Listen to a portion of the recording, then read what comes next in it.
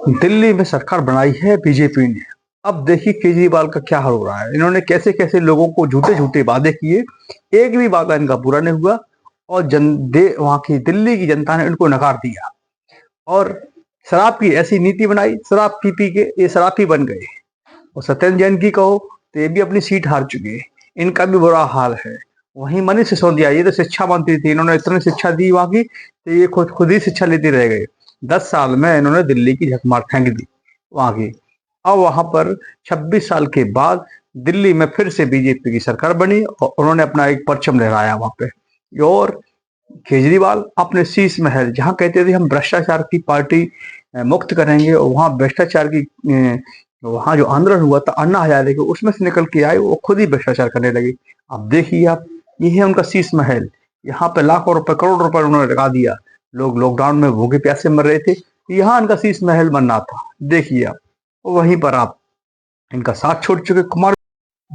दिल्ली के मुगल आजम को तो ऐसे हरा दिया दिल्ली वालों ने, जैसे उनकी छाती पे घूंटू चढ़ के उनसे उनको हरा दिया हो, उनके दम निकाल दिए। देखिए सुनिए आप किस तरीके से माफी। और दिल्ली वाले, तुम्हारी इतनी हिम्मत हो गई, तुमने केजरीवाल को हरा दिया, दुनिया के सबसे ईमानदार नेता को तुमने हटा दिया। और वहीं दुनिया के सबसे अच्छे शिक्षा मंत्री मनीष सिसोदिया को भी हरा दिया, उनको भी फेल दिया। आप देख लो, सबसे बढ़िया जो नेता है वहां के सत्येंद्र कुमार जैन भी, वो भी हार गए हैं। एक परम आदमी है सौरभ भी हैं, वो भी, उनको तो जड़ से खत्म कर दिया है। आप तो इनकी।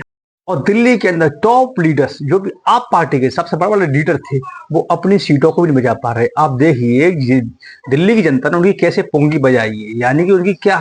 दिल्ली के लोगों ने केजरीवाल को ऐसे हराया कि जमुना की झाग में उनको घसीट दिया। और वैसे भी वो 1 साल से अपना सफर लंबा कर रहे थे, वो अभी तिहाड़ जेल में काट के आए और फिर उनको लंबे सफर के प्रयागराज के लिए निकल।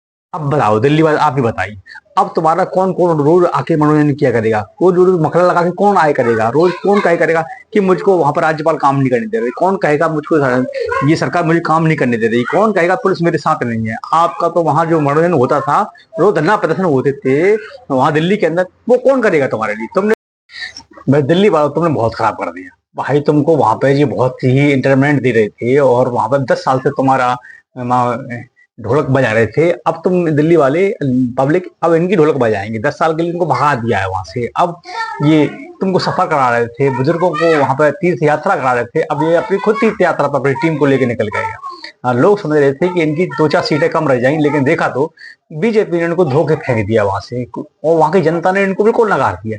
इनके झूठे वादे, झूठे सब कुछ, वो झूठे इनके सपने दिखाकर लोगों को गुमराह करते रहे।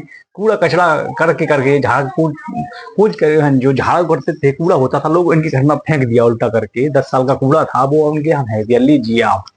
अब वो हो गए मुक्त बिल्कुल। अब डिपेंड पहुंच गए हैं वो बीजेपी के ऊपर। अब बीजेपी देखते हैं क्या करती है वहां दिल्ली सरकार बनाकर, और दिल्ली की जनता के लिए जो मैंडेट दिया है, जो वहां की दिल्ली की जनता ने केजरीवाल को तो भगा दिया।